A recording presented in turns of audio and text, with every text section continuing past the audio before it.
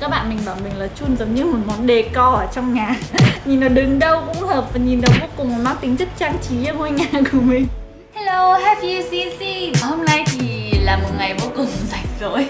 Trong mùa dịch Covid mọi người ạ, nên mình đã bị cancel rất là nhiều job hay là nhiều show event. Tháng 4 bận rộn thì Tết đến tháng 5 sẽ bận rộn hơn, nhưng không, mọi thứ đã lại stop lại và mình đang vô cùng rảnh ở nhà đây. Và những ngày rảnh như thế này thì mình cũng không thích là kiểu chỉ nằm ở nhà chảy xem phim, nên mình thấy rất là chán. Nên là hôm nay mình quyết định mình sẽ bày một cái trò là mình thấy trên mạng mọi người hay làm một cái thử thách một ngày toàn một cái màu gì đấy. Thì hôm nay mình sẽ làm một cái màu vô cùng lạ,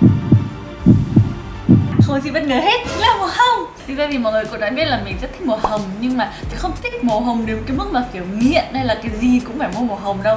Là mình cũng rất thích nhiều màu khác nữa, nhưng mà nói chung là màu hồng vẫn thích nhất.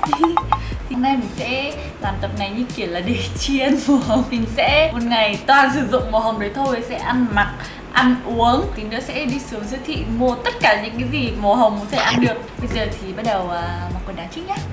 Đầu tiên thì sẽ chọn outfit màu hồng trước nhá. Hôm nay thì mình sẽ sử dụng một cái phụ kiện không còn gì là quá là lạ lẫm đối với các bạn nữ nữa, đó chính là cái đai eo latex này đây. Ngày trước thì mình cũng đã có sử dụng màu đen rồi, nhưng mà bây giờ màu hồng này là cái mới mua, trông rất là mới. Và cái này thì có tác dụng là sẽ giúp chúng mình kiểu giảm size eo này. Và ngoài ra thì bạn nào mà kiểu hay bị gù cột sống hay đau lưng này thì cái đeo này nó cũng giúp hỗ trợ mình có thể thẳng lưng hơn này. Nhưng mà chỉ đeo được kiểu dưới 8 tiếng thôi, không nên đeo quá lâu. Và ngoài ra thì nó cũng giúp chúng mình kiểu hạn chế không bị ăn uống quá nhiều, hay ăn uống thả phanh hay là ăn vặt này, nó con gái rất thích ăn vặt đúng không? Và cái này nó cũng giúp mình kiểu như tạo dáng đồng hồ cát trông kiểu ngực nở eo thon.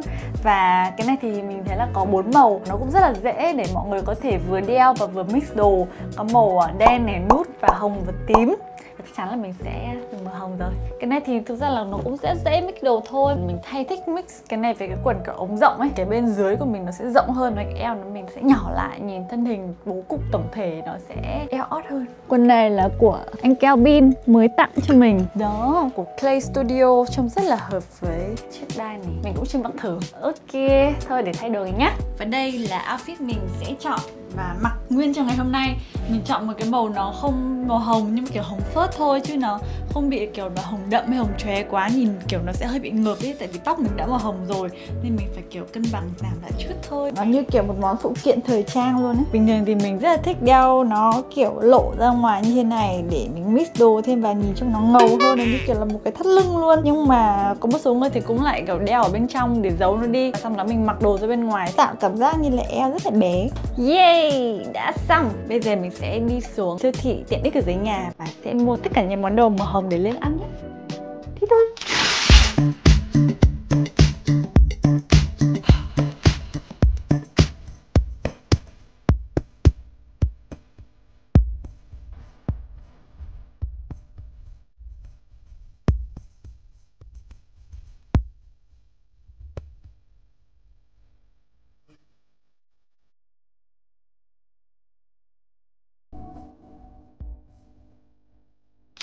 Ok, bây giờ mình sẽ đi chọn tất cả những món đồ màu hồng nhé. Mì tôm chua cay. Cái này nhà mình có rất nhiều rồi, tí nữa cái này màu hồng thì nên mình sẽ cho vào danh sách. Sữa chua Vinamilk, mình sẽ mua thử cái này. Wow, toàn sữa không ta? Một chút say xỉn không cả nhà yêu. Thôi được hai chứ không bị uống vị. Cái này như là thạch dừa hay sao ấy, nước uống vị thạch dừa. Mong là cái mukbang đầu tiên của mình và duy nhất có thể là sẽ thành công. A few moments later. Thế là đủ rồi đấy. Mình đã có một bữa chính là mì tôm và bữa phụ là các loại bánh kẹo. Thật là bữa ăn không healthy. Vậy nên là mình mới sử dụng cái đai này đây để ngăn cái mồm của mình lại. Và đây, tất cả những món đồ mình đã mua được ở dưới siêu thị và toàn màu hồng. Và mình có thể cảm nhận được là tất cả những món đồ mình mua ngày hôm nay thì không có gì là món healthy hết. Và đây sẽ là bữa trưa của mình các bạn ơi. Đó chính là đầu tiên mì tôm, các món dessert đây, và cái bộ rang này đây. Mình không hiểu sao anh nghĩ ra cái bộ rang này đây. Ok, bây giờ thì mình sẽ bắt đầu chế biến món ăn nhé. Thực sự thì đây là cái mì tôm mình rất thích các bạn ạ. Mình có thể ăn hàng ngày, ăn mỗi ngày. Đời này qua đời khác mình không chán. Để giới thiệu với các bạn, chiếc ấm đun nước của mình cũng là màu hồng. Mình chỉ dùng cái món đồ này, mình đếm số lượng đếm trên đầu ngón tay đấy. Ví dụ như cái máy trộn bột này mình còn chưa dùng lần nào luôn, vẫn còn mới tinh. Thực ra trước khi quay mình sẽ nghĩ là hôm nay mình sẽ quay một cái tập giữ dáng, giữ eo cho mọi người và ăn món đồ vô cùng là bổ ích để lúc nào cũng thon gọn, nhưng không. Hai cái challenge mình chọn hôm nay nó vô cùng là trái ngược nhau, mà lâu lâu mình cũng có những ngày cheat day đúng không? Và hôm nay sẽ là tập mukbang đầu tiên của mình trong cuộc đời. Ok chơi luôn các bạn ơi. Đầu tiên sẽ là ăn mì tôm. Ở đây các bạn ơi, nhân vật của mình, nhân vật phụ, vô cùng là phụ thôi, nhưng mà hắn ấy cũng màu hồng nhé. Giới thiệu với cả nhà, em Chun chưa bao giờ được lên clip một cách vô cùng chính thức. Thì hôm nay chào mọi người đi căng. Hello. Các bạn mình bảo mình là Chun giống như một món decor ở trong nhà. Nhìn nó đứng đâu cũng hợp và nhìn nó vô cùng mang tính chất trang trí ở ngôi nhà của mình. Nước giải khát của tôi ngày hôm nay, đây là vị vải hồng trà. Vô ngon nhỉ, rất là giống trà vải. Rất lúc mình đeo cái latex này, lúc ăn uống mình cảm thấy cũng vẫn rất ok, nó không bị kiểu bó quá. Và khi mà mình ngồi kiểu cúi xuống như này nó cũng không giúp mình bị kiểu ngồi gù. Bình thường mình rất là hay kiểu bị gù lưng, lúc nào đi đâu cũng mọi người cũng phải chỉnh dáng cho nó thẳng lên. Nếu mà ai mà follow mình từ hồi xưa thấy mình kiểu bé mình kiểu gù khủng khiếp luôn ý. Ông em của mình, ông Tôm của mình cũng vô cùng nối dõi đầu nó, nhưng mà con rùa thật sự đầu nó là đúng như thế này, mình không biết phải làm nào để cho nó thẳng người lên được, kiểu bị cao quá ấy. Xong ở trường thì lúc nào cũng phải đứng kiểu gù lại để cho bằng các bạn khác, như là thành bị gù luôn. Thực sự là bình thường mình hút một phát là hết sạch quán mì này luôn chỉ trong 1 phút, nhưng mà lúc mà mình đeo cái này thì mình cảm giác là mình chỉ ăn đến nửa gói là mình đã thấy no rồi. Nên là mình nghĩ là bạn nào mà nhiều lúc mà không kiểu kìm được mồm ấy thì mọi người có thể sử dụng cái này, thì đảm bảo là mọi người chỉ ăn được kiểu đúng một tí thôi là đã cảm thấy no rồi và không muốn ăn nữa. Nhưng mà thôi mình hôm nay thì vẫn cố ăn. Đã no rồi mọi người ơi, không biết là bây giờ mình sẽ ăn tiếp. Nhưng món đồ này như thế nào đây? Đây là nước uống vị dừa với thạch dừa. Cho mọi người đã thắc mắc cái tiếng gì mà đang kêu ở ngoài kia thì đấy chính là ve mọi người ạ. Ở nhà mình bên ngoài này có vườn cây ấy, nên là ve kiểu nhiều khủng khiếp và nhiều lúc nó là tiếng mà gọi mình dậy luôn ấy, rất là ồn, nó không biết làm nào để có thể bớt đi, nhưng mà thôi kệ vậy. Cả một chút tiếng âm thanh của thiên nhiên. Topo, đó bình thường mình ăn thì mình chỉ có tập trung ăn thôi, chứ mình không kiểu quen vừa ăn vừa bình luận được một cái gì đấy cả, nên cảm giác bây giờ quay hơi bỡ ngỡ không? Tất cả đều là vị dâu. Sữa này thì có vẻ ngon đấy. Bây giờ mình sẽ tiếp tục chuyển sang món sữa chua. Ở đây thực sự là nhìn thì lêu hêu mấy món thôi nhưng mà sắc nó nhiều lắm ấy. Lát nữa chắc là mình sẽ phải gọi ông Tôm lên để cứu trợ cái bữa ăn này. Sữa chua dâu tây. Ô cái này ngon này. Cả nãy giờ mình thấy cái này ngon nhất. Để sẽ thử để chiếc kẹo răng này. Cái này là con cả nhà. Ngon hả?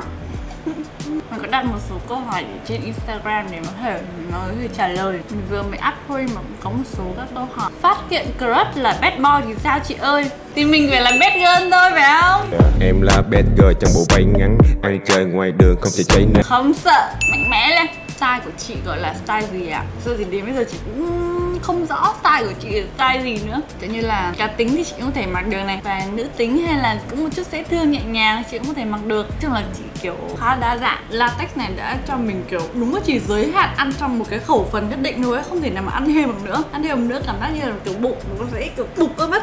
Tiếp theo là hộp Yan Yan. Hồi xưa mình nhớ là mấy cái hộp này hồi mình cấp 1, cấp 2 á, mình ăn không biết bao nhiêu là hộp. Mình ăn hết cái bánh này chấm trong cái kem này rồi, xong mình vẫn còn kiểu vét nước cái kem này và mút bằng sạch cái đống cái kem ở trong này. Nhưng mà nó phải là vị chocolate cơ. Mình kiểu là một người nghiện chocolate, tận bây giờ vẫn nghiện.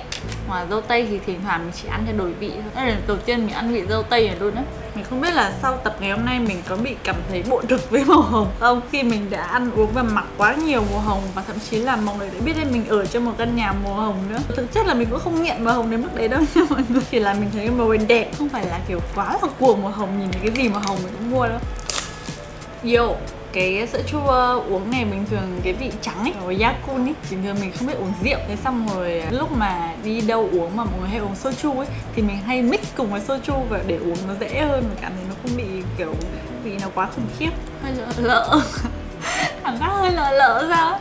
Cái này không ngon như cái vị bình thường các bạn ạ. Trước khi kết thúc clip và kết thúc bữa ăn này, mình sẽ trả lời thêm câu hỏi nữa trong phần Q&A trên Instagram. Tại vì mình post cũng hơi chậm, mà bây giờ là kiểu 2 giờ chiều rồi nên là cái giờ nó chưng hửng ấy.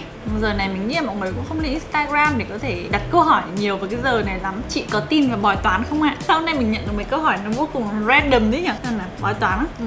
Chị thì chị nửa tin nửa không. Chị hay bị, nếu mà xem bói mọi người sẽ bảo cái tương lai của mình như thế nào thì mình hay bị suy nghĩ về việc đấy quá nhiều, xong nhiều khi mình làm luôn đấy. Cái bói toán nó mình cũng chỉ nên tin vào một phần thôi. Tại vì mình biết là như thế mình không muốn thế, và mình sẽ thay đổi thì nó cũng thay đổi luôn mà. Nên là nhiều khi mình cũng chỉ kiểu nửa tin nửa không thôi, chứ đừng bị kiểu quá tin vào cái đấy nên là nó bị ảnh hưởng.